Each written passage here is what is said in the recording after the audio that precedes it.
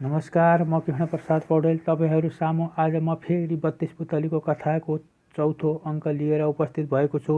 यसलाई अन्तिमसम्म नछुटाई हेर्नुभई सुझाव सल्लाह र प्रतिक्रिया दिन नभुल्नुहोला। यसका अन्य भागहरू पनि निरन्तर हेर्न र सुन्नको लागि यदि मेरो च्यानललाई लाइक, सब्स्क्राइब र सेयर गर्नुभएको छैन भने यी मध्ये कुनै पनि लाइक, सब्स्क्राइब र सेयर गर्नुहुनेछ भन्ने अनुरोध गर्दै प्रस्तुत गर्दैछु चतुर्थ पुतलीको कथा। चतुर्थ पुतली। फेरि अर्को दिन भोजराजले सिंहासनमा बस्न तयार भए र अर्की चारौं पुतली निस्केर भन्न लागिन्, हे महाराज भोजदेव, म केही कुरा कहन्छु, सुन्नुहोस्। मेरा कुरा नसुनी यो सिंहासनमा बस्यो भने महापञ्चपातक लाग्ला भनी एक कथा भन्न लागिन्। हे महाराज, पहिले कोही समयमा विक्रमाजित राजाका जेठी रानीका पुत्र विक्रमकेशरी कान्छी रानीका पुत्र पद्मकेशरी भनेका थिए। ती पद्मकेशरीकी महारानी राजाको बहुत मन परेकी थिइन्। एक दिन ती कान्छी रानी र राजा झ्यालमा बसेका थिए। त्यस बेलामा भँगेराका दुवै भाले पोथी आएर पोथी चाहिँ भन्न लागि, हे स्वामी, अब हामी वृद्ध भयौँ। मैले एक कुरा सुनेकी छु, बहुकुसुमको फूल ल्याए वृद्धको पनि जवान हुन्छ। तब हे स्वामी, तिमीले पनि यो फूल खोजी ल्याऊ र हामी पनि जवान हौला भनी। र राजाले पशुवाक्य बुझेका थिए। ती कुरा सुनेर राजा हाँसे। अकस्मात राजा हाँसेको रानीले देखिन् र रानी बिन्ती गर्दछिन्, हे महाराज, अहिले बिना कारणले उसै किन हाँस्नुभयो भनी सोधिन्। राजाले त्यसै हाँस्न मन लाग्यो र हाँसे भने। तब रानी फेरि भन्छन्, हे महाराज, आजसम्म बडो प्यारो गरी राख्नुभएको थियो, अहिले मदेखि यति कुरा पनि छिपाउनु भयो भने अब मैले जिउनु धिक्कार हो भनी रिसाइन्। ती रानी रिसाएको देखि राजा आज्ञा गर्न लागे, हे रानी, अरू कारण केही होइन, ती भँगेरा भँगेरीले बहुकुसुमको फूल पाए वृद्धको पनि जवान हुन्छ, त्यो फूल ल्याइदेऊ भनी पोथी भन्छे। भाले चाहिँले यो द्वीपमा त छैन, समुद्र पारमा मात्र छ भन्छ भन्यो र ती कुरा सुनि हाँसेको हुँ भनी आज्ञा गरे। ती राजाका वचन सुनि रानी बिन्ती गर्न लागिन्, हे महाराज, उसो भए त्यो फूल मलाई ल्याइदिनु हवस्, म पनि वृद्ध हुन लागेँ, त्यो फूल पाए म पनि जवान हुँला भनिन्। र राजा आज्ञा गर्छन्, हे रानी, यस्तो नहुने कुराको मनशोभा को गर्छ? मूर्ख पंक्षीका कुरा हो कि होइन? भए पनि त्यो समुद्र पार को जान सक्छन्? त्यसकारण यस्ता कुराको इच्छा नगर भनी फेरि रानी बिन्ती गर्छन्, हे महाराज, हजुर जस्ता प्रतापी राजा भइकन किन सक्नु होइन? जहाँसुकै भए पनि ल्याइदिनु हवस्। हे स्वामी, फूल ल्याइदिनु भएन भने मैले अन्न पानी खाने छैन भनी हठ गर्दी भइन्। त्यसपछि राजाले रानीलाई केही भन्न नसकी मलिन चेहरा गरी बसे। राजाको मलिन अनुहार भएको देखेर विक्रमकेशरीले मन्त्रीसँग सोध्न लागे, हे मन्त्री बाबा, किन आज मलिन हुनुभयो भनेर। तब मन्त्री भन्छन्, हे राजकुमार, आज राजालाई बडो कष्ट परेको छ। हजुरकी सानी आमाले बहुकुसुमको फूल ल्याइदेऊ भनी हठ गरिराखेकी छिन्, त्यसै कारणले राजा मलिन हुनुभएको हो भनी बिन्ती गरे। ती वचन सुनि विक्रमकेशरीले त्यो फूल कहाँ छ, म ल्याउँला भने। र मन्त्री भन्छन्, हे राजकुमार, त्यो फूल त हामीले देखेको र सुनेको पनि थिएनौँ, राजासित हजुरले सोध्नु हवस् भनेर विक्रमकेशरीले पनि राजाका हजुरमा गएर, हे पिता, हजुरले किन फिक्री गर्नुहुन्छ? बहुकुसुमको फूल कहाँ हुन्छ, म लिन जान्छु, आज्ञा हवस्। म छँदा छँदै हजुरले फिक्री गर्नु पर्दैन भनी बिन्ती गरे। ती वचन सुनि राजा आज्ञा गर्दछन्, हे पुत्र विक्रमकेशरी, बहुकुसुमको फूल भनेको त यो द्वीपमा त छैन, समुद्र पारमा छ भन्छन्, तैँले कसो गरी ल्याउलास्? भन्दा फेरि विक्रमकेशरी भन्दछन्, हे पिता, जहाँसुकै भए पनि हजुरका प्रतापले ल्याउला भने। र फेरि राजा भन्दछन्, हे पुत्र विक्रमकेशरी, उसो भए तिम्रो भाइ पद्मकेशरीलाई पनि लैजाऊ। बाटोमा भाइको सम्भार गरे भनी पद्मकेशरीलाई बोलाई दुवै पुत्रलाई बिदा दिए। त्यहाँदेखि ती दुई भाइले मातापितालाई प्रणाम गरी अनेक लाभा लस्कर लिए त्यहाँदेखि हिँड्दा भए। तब जाँदा जाँदा एक जङ्गलका नजिकमा पुगे र त्यहाँ दुईवटा बाटा रहेछन्। त्यहाँ एक पाटी पनि रहेछ, त्यसै पाटीमा बास बसे।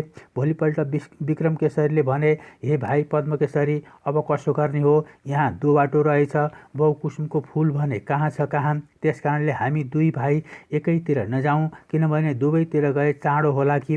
एउटाले न एउटाले अवश्य पाउला हे भाइ, फर्कँदाखेरि मात्र जो अघि आउँछ त्यसै पार्टीमा पर्खनु भनी बन्दोबस्त गरी सबै लस्करले भाइको सम्भार गर भनी पद्मकेशरीसँग पठाइदिए। विक्रमकेशरी एक्लै अर्कोतिर गए। तब जाँदा जाँदा एक ठुलो जङ्गलमा पुगे। रात पनि पर्यो। त्यहाँ एक रुखमुनि बास बसे। तब आधा रात हुँदा दक्षिण दिशातिर रोएको शब्द सुने र क्या हो भनी हेर्न जाँदा त्यहाँ रुखमा मुर्दा झुन्डाइरहेको रहेछ।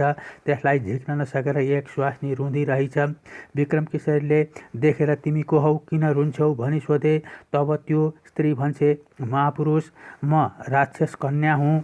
यो रुखमा झुन्ड्याइएको मेरो पुत्र हो, तपाईँले झिकिदिनु हवस् भनी र विक्रमकेशरीले यो त राक्षसनी पो रहेछ भनी खड्गले हाने।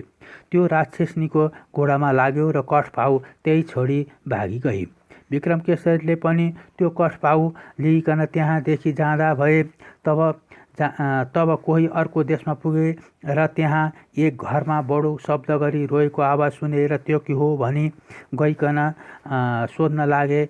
हे घरबेटी हो, तिमीहरू यस्तो गरी किन रुन्छौ भनेर त्यस घरका प्राणीहरू भन्छन्, हे परदेशी, यो हाम्रो देशमा एक राक्षसले बडो दुःख दिएको छ। त्यस राक्षसलाई दिनको एक मुरी चामलको भात, एउटा रायोको मासु र एक मानिस राजाले दिनुपर्छ भनी घरै पालो गरेको छ। आज हाम्रो पालो आइपुग्यो। बुढाबुढी र एक छोरा, 3 जना परिवार मात्र छौँ। आज एकजना मर्नुपर्नेछ र रुन्छौँ भनी कह्यो।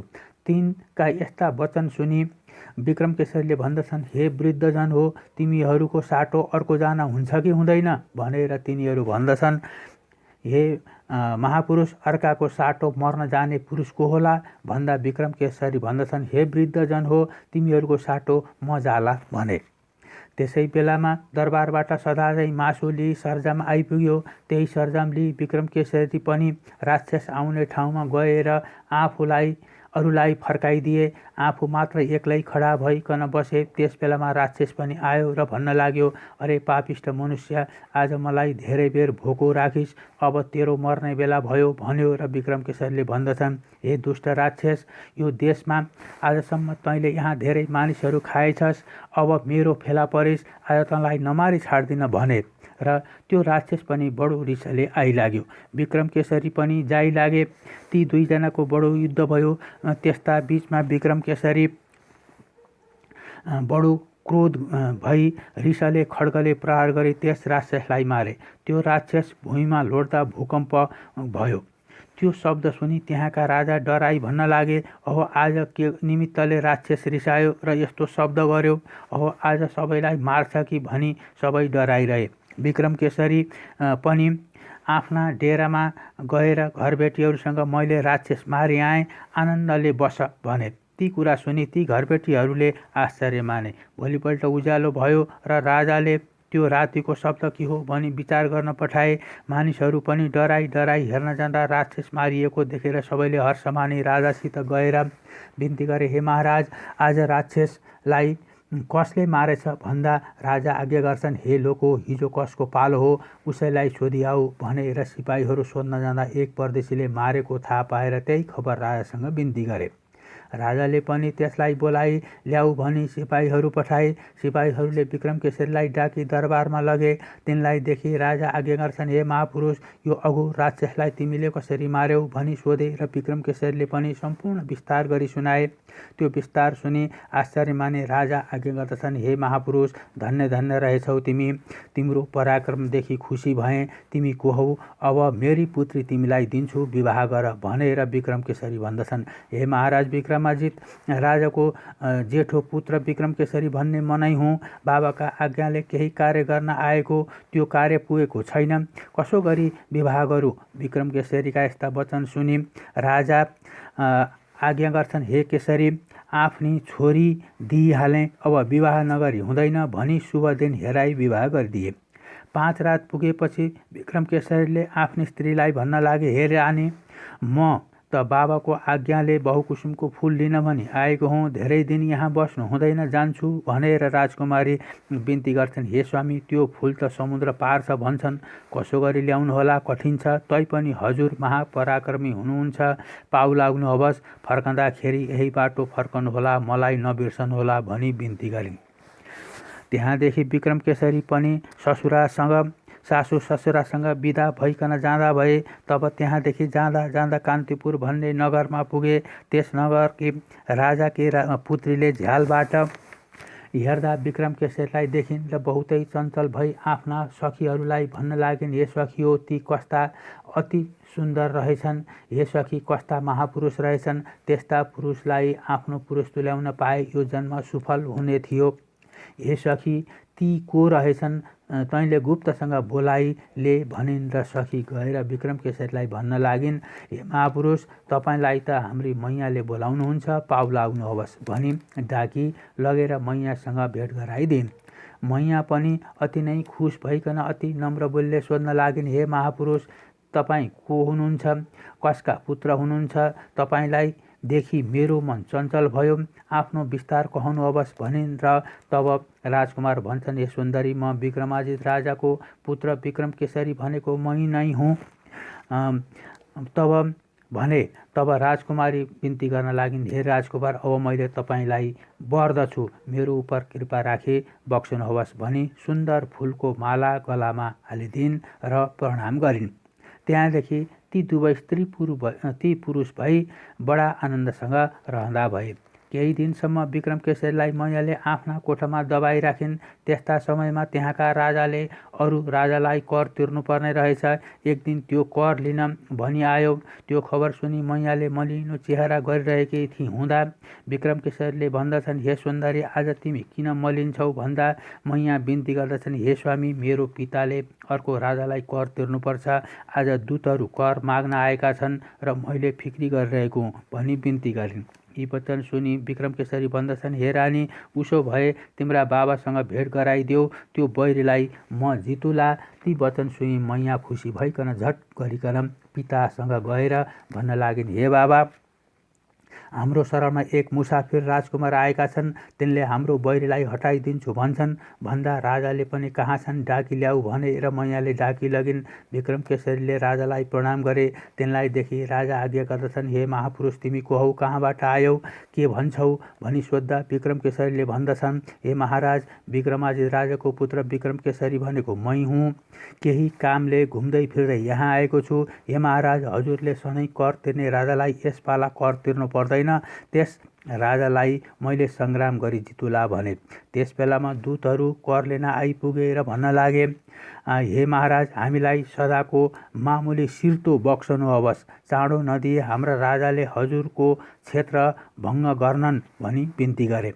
ती कुरा सुनि राजाले जवाफ दिन नपाउँदै विक्रमकेशरीले जुक्ति गरी दूतलाई भने, हे दूत हो, तिमीहरू जाऊ, तिम्रा राजासँग युद्ध गरौँला भनी जवाफ दिए। तहाँ उपरान्त ती दूतहरू फर्किकन आफ्ना राजालाई भने, हे महाराज, हामीहरू गएका ठाउँमा यसपाला कर दिएनन्, युद्ध गरौँला भनी जवाफ दिए।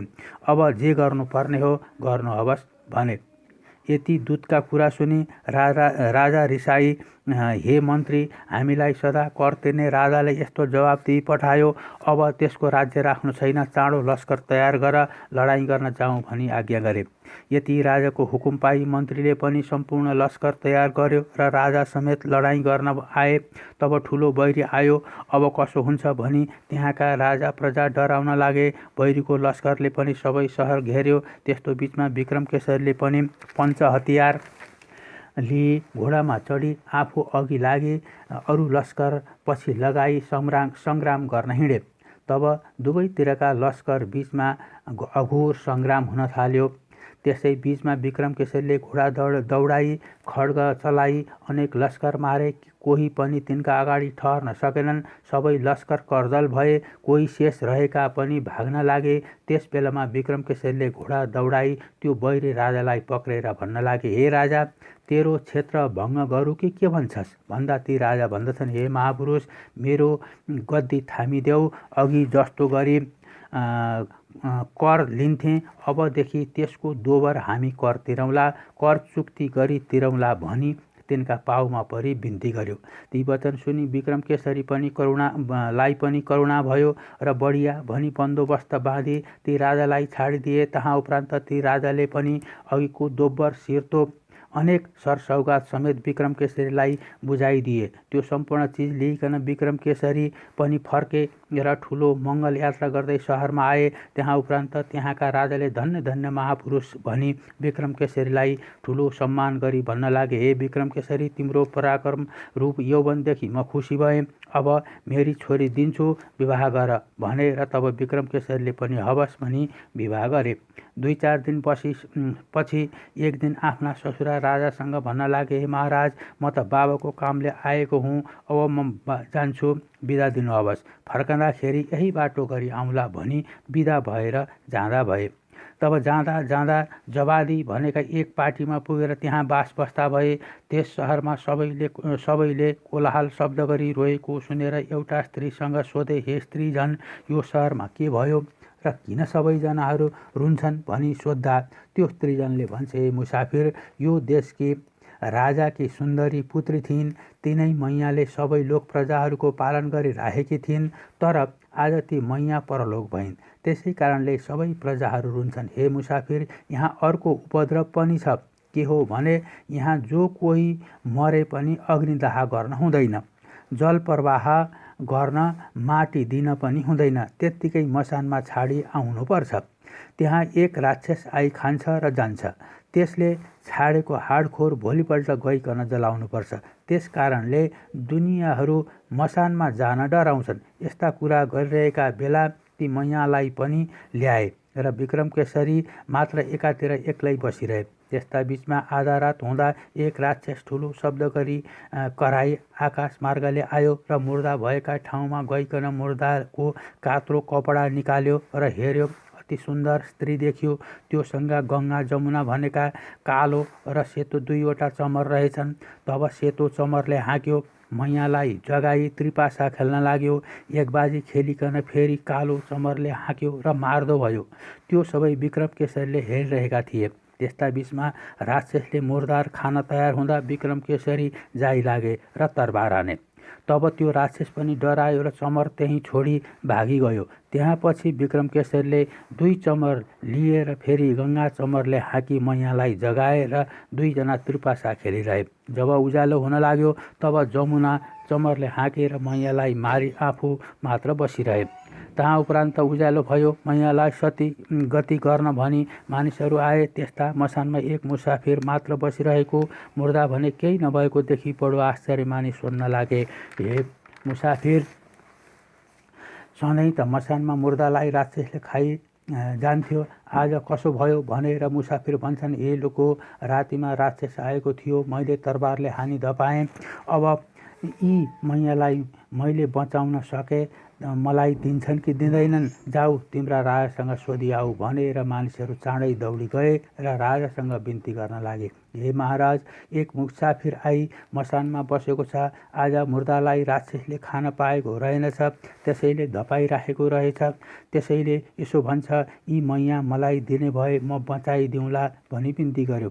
ती वचन सुनि राजाले आज्ञा गर्दछन्, जाऊ त्यसलाई भन, त्यो मैया बचाउन सक्यौ भने अवश्य त्यसलाई दिउँला, सत्य सत्य भयो भनी आज्ञा गरे र लोकहरू फेरि मसानमा गई भन्न लागे, हे महापुरुष, तिमीले मैयालाई बचाउन सक्यौ भने तिमीलाई नै दिने भनी महाराजको हुकुम भएको छ, लौ जगाऊ भने। र विक्रमकेशरीले पनि कपडाको पर्दा लगाई गङ्गा सेतो चमरले हाँकेर मैयालाई जगाए। तब मरेकी मैया बचाएको देखि सबैजना खुसी भई नाना मङ्गल यात्रा गरी मैयालाई दरबारमा लगे। विक्रमकेशरी पनि पछि पछि गए।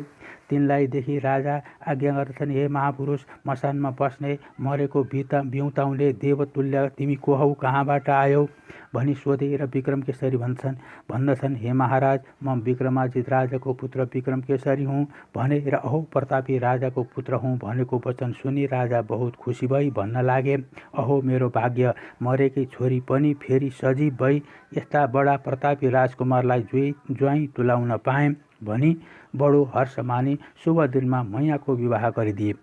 त्यहाँदेखि विक्रमकेशरी र मैया पनि आनन्दपूर्वक सुख भोग गरिरहे। त्यस्ता प्रकारसित रहँदा 4-5 दिन बित्यो।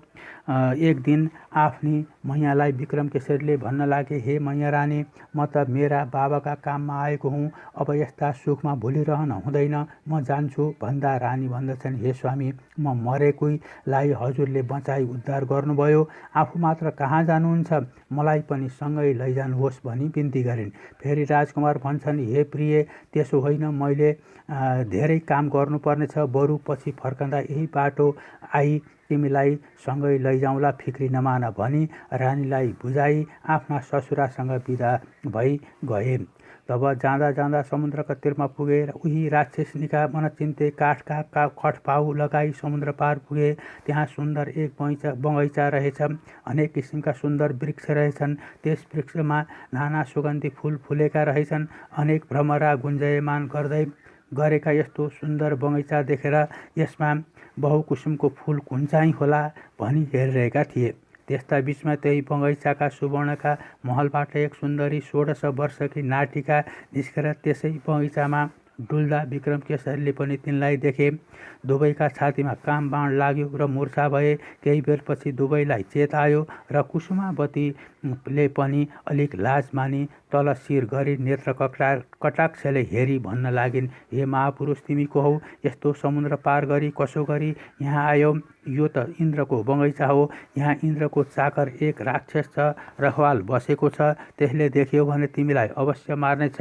तिमी यहाँ नबस, जुन बाटो आयौ सोही बाटो गरी चाँडो फर्किजाऊ भनी भन्दी भइन्। ती वचन सुनि विक्रमकेशरीको झन मोह भयो र भन्न लागे, हे सुन्दरी, समुद्र पार उज्जैनी नगरका विक्रमाजित राजाको पुत्र विक्रमकेशरी हुँ। मेरा बाबाको आज्ञाले बहुकुसुमको फूल लिन आएको हुँ। हे सुन्दरी, तिमी को हौ? यस्ती सुन्दरी स्त्री त मैले कहिल्यै देखेको थिएन। हे कमल नयनी, तिम्रो पुरुष छ कि छैन? मलाई सत्य सत्यसित भन भनेर कुसुमावती भन्दछन्, हे राजकुमार, कुसुमावती भनेकी अप्सरा मै हुँ। मेरो विवाह भएको छैन। बहुकुसुमको फूल पनि मेरै शिरबाट उब्जन्छ। हे राजकुमार, अब यहाँ राक्षस आउने बेला भयो। तिमी यहाँ नबस, जाऊ, बरु यो बहुकुसुमको फूलको दुवै थुङ्गा लिय भनी फूल दिइन्। ती वचन सुनि विक्रमकेशरी भन्दछन्, हे भद्रेष्ठ नयनी, मेरा वचन सुन, तिम्रो पनि विवाह भएको रहेनछ, मेरो पनि स्त्री छैनन्। त्यसकारण हे सुन्दरी, तिम्रो कृपा भए यो फूलको बोटै समेत लैजादो हुँ भने।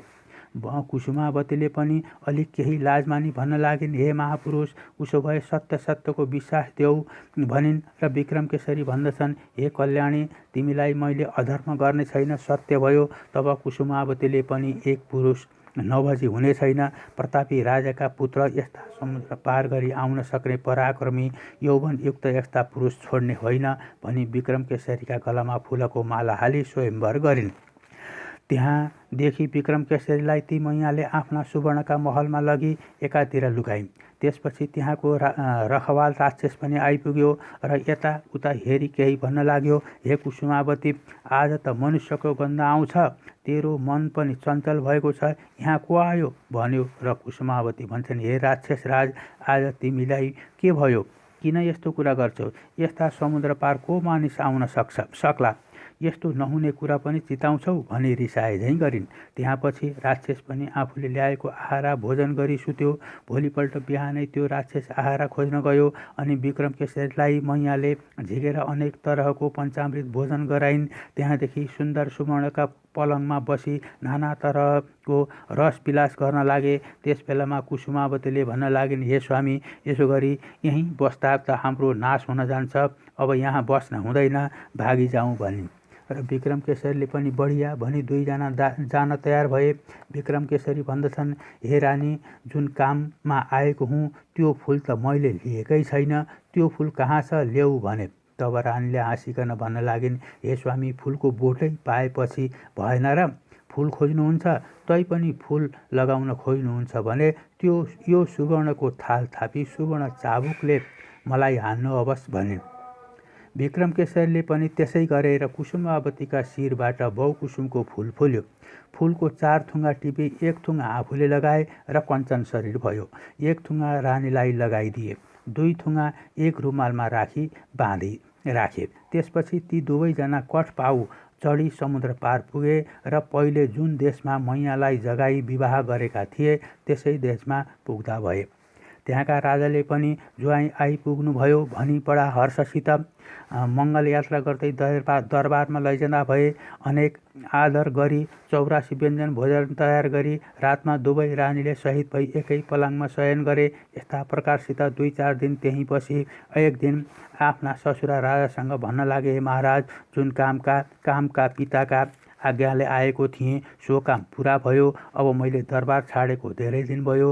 मेरो माता पिताले बहुतै फिक्री मानेका होलान्, त्यसकारण हामीलाई बिदा बक्सनु भए दरबारमा जाँदा हुँ भनी बिन्ती गरे। ती वचन सुनि राजा आज्ञा गर्छन्, हे राजकुमार, यो राज्य पनि तपाईँकै हो, परन्तु तपाईँ जानको इच्छा भए के भनौँ, यो मेरी पुत्री पनि तपाईँका शरणमा दिएको छु, कुनै कुरामा पनि फरक नगरी सम्भार गर्नुहोला भनिकन चाहिने वस्तु दाइजो दिई बिदा दिए। त्यसपछि विक्रमकेशरी पनि सासु ससुरालाई प्रणाम गरी दुई रानीलाई लिएर जाँदा भए। त्यसपछि जहाँ बैरी हटाइदिए त्यसै देशमा पुगे। त्यहाँका राजा पनि जुवाई आए भनी बडो आदर गरी पञ्चामृत भोजन गराए। रातमा तीनैवटी रानी सहित भई एकै ठाउँमा शयन गरे। यस्तै प्रकारले त्यहाँ पनि 2-4 दिन बसे। एक दिन ससुरा राजासित भन्दछन्, हे महाराज, जुन काममा आएको थिएँ सो काम पुग्यो, बिदा दिनुभए माता पिताको दर्शन गर्न जाँदहौँ।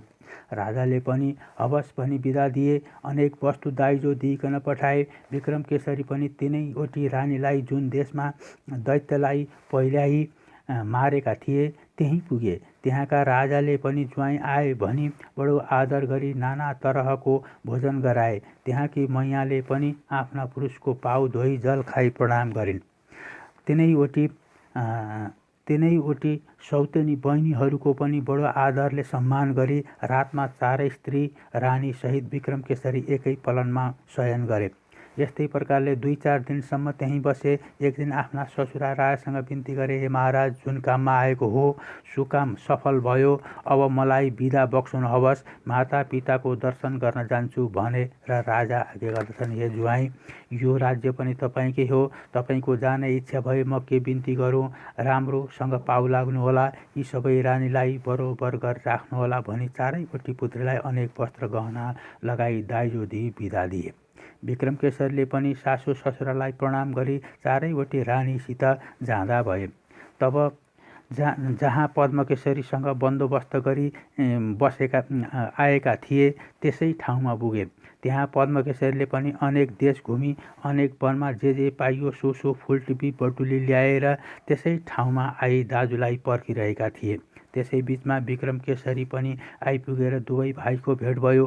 पहिलो भलाकुसारी वार्ता गरी विक्रमकेशरीले त स्वास्नी मात्र ल्याएको देखेर पद्मकेशरीले भन्न लागे, हे दाजु, तिमी त बाबाका काममा आएका रहेनछौ, आफूलाई स्वास्नी मात्र बटुल्न आएका पो रहेछौ।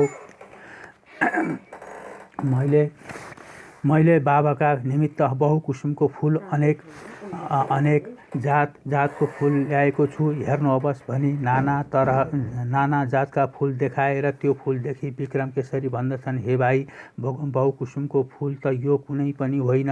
यस्तो जङ्गल बटुली ल्याएर बाबाको काम हुँदैन। हे भाइ, बहुकुसुमको फुल भनेको मैले ल्याएको छु, हेर भनी आफूले ल्याएको 2 थुङ्गा फुल झिकेर देखाए।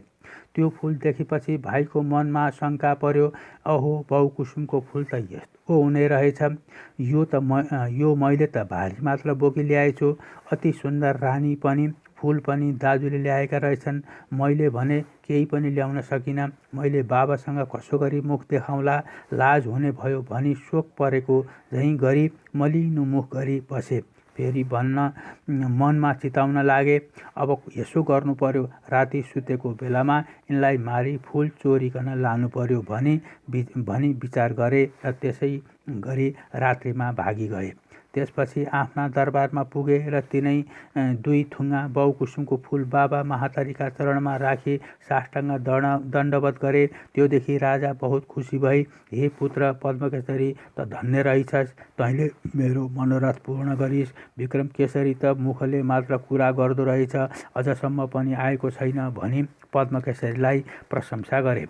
त्यहाँ विक्रमकेशरी मरेको ठाउँमा उज्यालो भयो। सबैजना उठे। त्यहाँ आफ्ना देवर लोक लस्कर कोही पनि देखेनन् र आफ्ना पुरुष पनि अझसम्म किन उठेनन् भनी लुगा उगारी हेर्छन् त पुरुष त मरेका रहेछन्। यो देखि सबै रानीहरू बडो विलाप गरी रुन थाले। ती रानीहरूमा कुसुमावतीले केही भेद जानेकी रहेछन् र भन्न लागिन्, हे दिदी हो, तिमीहरू फिक्री नमानी नरौ। यो चण्डाल देवरले पाप गरी गए तापनि स्वामीलाई म बचाउँला भनी सन्दुस उघारी गङ्गा चमरले हाँकिन् र विक्रमकेशरीलाई निन्द्राबाट बिउजे गरी उठाइन्। त्यहाँ आफ्ना भाइ लोक लस्कर कोही पनि देखेनन् र आफू मारी फुल चोरी लगेको र आफूलाई रानीहरूले जगाएको सबै हाल थाहा पाए र भन्न लागे, हे रानी हो, जे हुनु भइगयो, हिँड दरबारमा जाउँ भनी जाँदा भए। आफ्ना मातापिताका चरणमा परि साष्टाङ्ग प्रणाम गरे। ती चारैवटी रानीले पनि सासु ससुरालाई दण्डवत प्रणाम गरे। तिनलाई देखि राजाले पनि मलिन मन नपराए जस्तो गरी भन्न लागे, हे विक्रमकेशरी, तेरा भाइले बहुकुसुमको फुल ल्याइकन मेरो मनोरथ पूर्ण गर्यो। त आफूलाई स्वास्नी बटुल्न मात्रै पो गएको रहेछस्। धन्य धन्य स्याबास पुत्र भनेको पद्मकेशरी पो रहेछ। अब यो गादी सिंहासन पनि त्यही पद्मकेशरीलाई दिन्छु भनी आज्ञा गरे। त्यस्ता वचन सुनि विक्रमकेशरीले पनि अलिक रिस मानी बिन्ती गर्न लागे, हे पिता, यो फुल त मैले पो ल्याएको हो। यो पापिष्ट चाण्डाल भाइले मलाई राति सुतेको बखतमा मारिकन फुल चोरी रातैमा हजुरका चरणमा आई साँचो भएछ भनी बिन्ती गरे। औ विक्रमकेशरीले असमर्थ कुरा गर्यो भनी राजा हाँसिकन आज्ञा गर्छन्, हे विक्रमकेशरी, तँलाई भाइले मारेको भए कसरी बिउतेर यहाँ आइस भनेर फेरि विक्रमकेशरी बिन्ती गर्छन्, हे पिता, हजुरका पुण्यका प्रतापले, हजुरकी बुहारीका सर्व मन्त्रका प्रभावले म फेरि सजीव भएँ भनी आफू दरबार छाडी गएदेखिको राक्षस मारेको, बैरीहरू हटाएको इत्यादि सबै कुराको बिन्ती गरे। र हे पिता, त्यो फुल त अवश्य मैले ल्याएको हुँ, नपत्याए हेर्नुहोस्, त्यो फुल त बासी सुकेको 2 थुङ्गा मात्रै हो। मैले त त्यो फुलको बोट समेत ल्याएको छु, हेर्नुहोस् भने। तब एउटा सफा कपडा बिछ्याई त्यसमाथि बहु कुसुमावती रानीलाई राखी आफूले सुनका थाली माथिको सुनको चाबुकले हाने र कुसुमावतीको शिरमा बहुकुसुमको फुल फुल्यो। त्यहाँ त्यो सबैले देखेर छक्क परे। तब राजा पनि नाफा धेरै भएका बानिया चाहिँ खुसी भइकन भन्न लागे, हे पुत्र विक्रमकेशरी, धन्य धन्य त बडो पराक्रमी रहेछस्। तैँले यस्ता अपूर्वका फुलहरू कहाँ पाइस्, कसो गरी ल्याइस् र भनी सोधे। विक्रमकेशरीले पनि आफूले गरेको कर्म सविस्तार बिन्ती गरी त्यो बहुकुसुमको फुल टिपी सुनका थालीमा राखी बाबाका हजुरमा चरणमा चढाए। त्योदेखि राजा आज्ञा गर्छन्, हे पुत्र विक्रमकेशरी, धन्य धन्य, त जस्ता पराक्रमी कोही छैनन्, यो राज्य सिंहासन पनि तँलाई भयो भनी विक्रमकेशरीलाई गादी सिंहासन सुम्पिदिए। त्योदेखि अप्सरा कुसुमावती समेत सबै रानीहरू खुसी भइकन राजालाई प्रणाम गरे। राजाले पद्मकेशरीलाई भन्दछन्, दाजुले फुल ल्याएको देखि, हे दाजु, हजुरले फुल ल्याउनु भएछ, मलाई आनन्द भयो। भन्नुपर्नेमा यस्तो उपद्रव बुद्धि गरी मैले फुल ल्याएँ भनी मसँग भन्न सक्ने तँलाई धिक्कार भनी यति कथा कहिकन पुतली भन्छ, हे राजा भयदेव, यस्ता पराक्रमी जसका छोरा थिए, त्यस्ता बडा राजा पराक्रमी विक्रमाजितका सिंहासनमा तिमी जस्ता राजा बस्नु योग्य छैन भनी चतुर्थ पुतली उडिगन्। इति श्री चतुर्थ पुतलीका कथा समाप्त। शुभम। नमस्कार।